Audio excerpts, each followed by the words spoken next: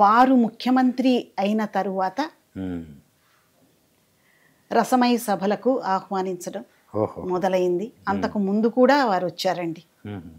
ఆయన వెండి తెరను వెలిగించిన అభినయాల గని, అభిమానించే స్థాయి నుంచి ఆరాధింపబడే స్థాయిలో నిలిచిన నట సార్వభౌముడు ఎన్టీఆర్. ఒకవైపు కళారంగం, సినీ సాంస్కృతిక రంగాలు, మరోవైపు రాజకీయ రంగం, సాంఘిక రంగాలను జయించి నిలిచిన తెలుగువారి తేజోమూర్తి. ఎన్ని సునామీలు వచ్చినా, ఎన్ని ఇక్కట్లు ఇబ్బందులు ఎదురైనా ఆ దివ్య మందిరం చెక్కు చెదరలేదు. విజయాల మీద విజయాలను ఆయన సాధించి ఒక చరిత్రగా నిలిచిపోయారండి. తెలుగువారే కాదు, భారతదేశ వ్యాప్తంగా ఎన్టీఆర్ అంటే ఒక సంచలనం.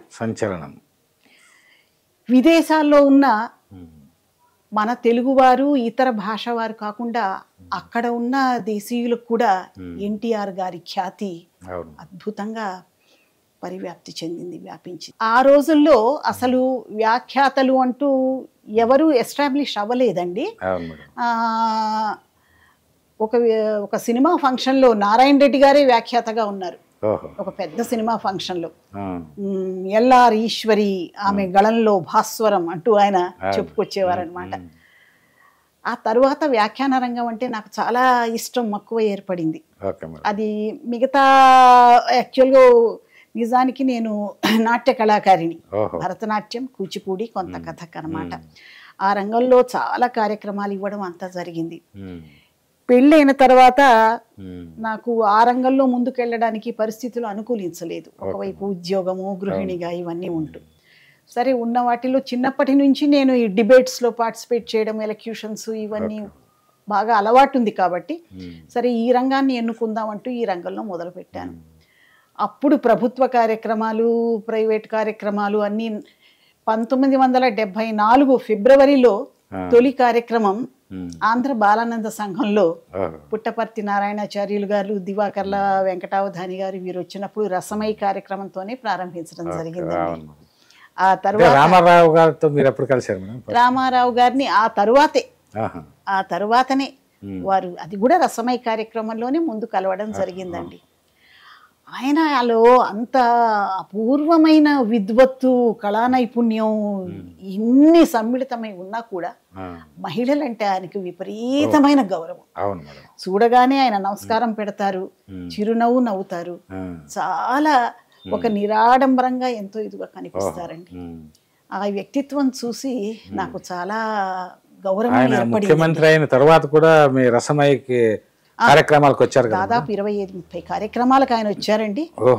వచ్చిన ప్రతిసారి కూడా క్రిక్కిరిసిపోయేది రవీంద్ర భారతి. అంత బాగా సభలో కూడాను ఆయన మాట్లాడుతూ ఉంటే పిన్ డ్రాప్ సైలెన్స్, అంత బాగా వింటూ ఉండేవారు అన్నమాట. అంత అద్భుతంగా మాట్లాడుతూ ఉండేవారు. ఆయన ఒక నటుడే కాదు, ఒక అద్భుతమైన వక్త. ఆ వాగ్దాటి అలా వెళుతూ ఉండేది. జనరల్ గా కార్యక్రమాలకు వస్తే అవును వెంటనే వెళ్ళిపోతాము అనే, కాసేపు ఆయన ముఖ్యమంత్రి అంటే ఆయన అయిపోగానే వెళ్ళిపోతాము అనేసి అని అంటారు. కాదు, ఆయన చివరి దాకా కూర్చుని చేసేవారండి. ఆయన అసలు మొదట్లో కొన్ని కార్యక్రమాలు వచ్చాక ఇక రసమయి అంటే చాలు వచ్చేస్తారు. ఒక ఎన్నో ఆయన మీద ఉన్నటువంటి ప్రేమానురాగాల స్మృతులు ఎన్నో జ్ఞాపకానికి వస్తున్నాయి. ఒక సందర్భంలో రసమయ కార్యక్రమానికి పిలవడానికి నేను ఒక్కదాన్నే వెళ్ళాల్సి వచ్చింది. ఆయన ఇంటికి వెళ్ళానండి. ఇంట్లో లేరు. చాలా వందలాది మంది ఆయన కోసం ఎదురు చూస్తున్నారు. అందులో పెద్ద పెద్ద వాళ్ళు అందరూ ఉన్నారన్నమాట. సరే కూర్చోండి, ఒక అరగంటలో వస్తారు సెక్రటేరియట్ నుండి అన్నారు. కూర్చున్నాం, ఎదురు చూస్తూ ఉన్నాం అన్నమాట. అప్పటికే ఆయన కొన్ని కార్యక్రమాలకు మాకు ఇదివరకే రావడము, పాల్గొనడం కూడా జరిగింది. వచ్చిన తర్వాత ఆయన లోపలికి వచ్చారు, అందరినీ అలా కలిగే తిప్పి చూశారనమాట. చూసిన తర్వాత నేను కనిపించాను. ఎలా ఉన్నావమ్మా, బాగున్నావా అని అన్నారు. అంతమందిలో అందరినీ వదిలిపెట్టి నన్ను మాత్రం పలకరించడం అనేది నాకు థ్రిల్ అనిపించింది. ఒక ముఖ్యమంత్రి బాగున్నావా అంటే నమస్కారం చేసి బాగున్నాను సార్, మీకోసమే వచ్చాను, చూస్తున్నానంటే లోపలికి రా అంటూ లోపలికి వెళ్ళిపోయారు. 5-10 నిమిషాల తర్వాత ఆయన పిఏ ఎవరో వచ్చి, ఎవరు ఆశాలత మేడం ఎవరు అనేసి అడిగారు. నేనండి అంటే, సార్ పిలుస్తున్నారు లోపలికి అన్నారు. అంతమందిని వదిలిపెట్టి నన్ను ఆయన ముఖ్యంగా ఫస్ట్ నన్నే పిలవడం అనేది నాకు చాలా ఆశ్చర్యం కలిగింది. మహిళలకు ఆయన ఇచ్చే గౌరవం, అంత గౌరవం అండి. చాలా మంది ఉన్నారు, లేడీస్ ఉన్నారు, జెంట్స్ ఉన్నారు. అందులో కళారంగం సంబంధించింది చాలా, అందులో రసమైతే చాలా అనుబంధం ఉంది. పిలిచారనమాట. వెంటనే లోపలికి వెళ్ళాను. ఏమ్మా ఏంటి విషయాలు, కార్యక్రమాలన్నీ బాగా జరుగుతున్నాయా అంటూ చక్కగా ఎంతో కలుపోరుగా ఆయన మాట్లాడారు. ఏంటంటే జరుగుతున్నాయి సార్, మీరు వచ్చి ప్రతిసారి ఆశీర్వదిస్తున్నారు, నిజంగా అది మా భాగ్యం అండి. ఇలా ఇంకొక కార్యక్రమం ఉన్నది పలాని డేట్న, మీరు ముఖ్య అతిథిగా రావాలి, మళ్ళీను మీరు వస్తే మాకు అది ఎంతో అదృష్టం మాకది అనేసి చెప్పాను. వెంటనే పక్కన ఉన్న పిఏకి డేట్ చూడు అది అన్నారు. ఆయన చూసి ఖాళీగా ఉందా, ఓకే టిక్ చేసేసారు. వెంటనే ఒప్పేసుకున్నారు. వచ్చేస్తానమ్మా పర్వాలేదు సార్, ఆహ్వాన పత్రిక తీసుకుని మళ్ళీ వస్తా ఉంటే, అవసరం లేదు మీరు రాని అవసరం లేదు, పంపించేయండి ఎవరితోనైనా. అంత అభిమానాన్ని ఆయన కురిపించారంటే అది నా భూతో నా భవిష్యత్తు అనిపించింది. అది ఎప్పటికీ మర్చిపోలేని జ్ఞాపకం అన్నమాట. ఎప్పుడు వచ్చినా స్టేజ్ మీద కూడా చిరునవ్వులు నవ్వుతూ ఉండేవారు. చాలా బాగా అద్భుతంగా మాట్లాడేవారు. వచ్చిన కళాకారుల్ని కవులందరినీ బాగా గౌరవించేవారు, బాగా గౌరవిస్తారండి. ఆయనకు అందరినీ ప్రేమతో పలకరించేవారు. ఒక కళాకారుడు ముఖ్యమంత్రి అయితే ఎలా ఉంటుంది అనేటువంటి ఆ స్పందన చాలా అద్భుతంగా నిరూపించారు. ఆయన నటన ఒక విశ్వరూపం అయితే ఆయన మాట ఒక చైతన్యం, ఒక చైతన్యం అండి. అంత గొప్ప మనిషి ఆయన. ఆయన పూర్వమైన అభినయాన్ని చూసాం, రాజకీయ జీవితంలో అంతులేని అన్వేషణను చూసాం, సాంఘిక సేవా రంగంలో కొండంత ఆశయాలను ఆయన హృదయం నిండా ఉంది అన్న ఆ స్వరూపాన్ని చూసాం.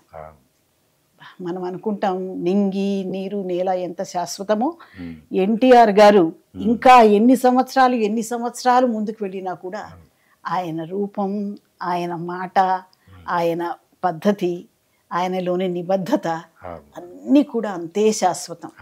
అంత చిరంజీవత్వాన్ని ఆయన కల్పిస్తారండి. ఎన్నో మంచి మంచి సంఘటనలన్నీ జ్ఞాపకం వస్తూ ఉన్నాయి. ఒకసారి 1985 అనుకుంటాను, మహానాడు విజయవాడలో చాలా పెద్ద ఎత్తున ఏర్పాటు చేశారు. సో అప్పటికి ఆ కార్యక్రమానికి వ్యాఖ్యాతగా రావాలని ఆయన సిపిఆర్ రామచంద్రరావు గారు, సార్ పిలుస్తున్నారు ఆశాలత రావాలని, మీరు సిద్ధంగా ఉండండి వచ్చేసేయండి విజయవాడ కనీసం ఫోన్ చేశారండి. అప్పుడు అక్కడికి పిలుస్తున్నారా, చాలా పెద్ద కార్యక్రమం కదా మరి ఎలాగా అనుకుంటూ, సరే వెళ్దాం తప్పకుండా అని తయారయ్యి రాము గారు నేను ఇద్దరం వెళ్ళాము.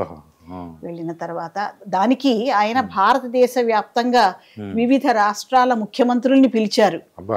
అప్పుడు నేషనల్ ఫ్రంట్ గవర్నమెంట్ నడుస్తూ ఉంది కేంద్రంలో, పిలిచారు. అలాగే ఇంకా ప్రముఖులందరూ, వివిధ రంగాల ప్రముఖులందరినీ, రాజకీయ రంగంలో ఉన్న వాళ్ళందరినీ పిలిచారు. ఆయన అంటే ఎంత గౌరవం అంటే ఒక్కరు కూడా వదిలిపెట్టకుండా ప్రతి ఒక్కరు వచ్చారండి. స్టేజే నిండిపోయింది. కింద అయితే వేలు కాదు లక్షలాది మంది పెద్ద గ్రౌండ్ లో ఏర్పాటు చేశారు. అంత పెద్ద కార్యక్రమం అన్నమాట.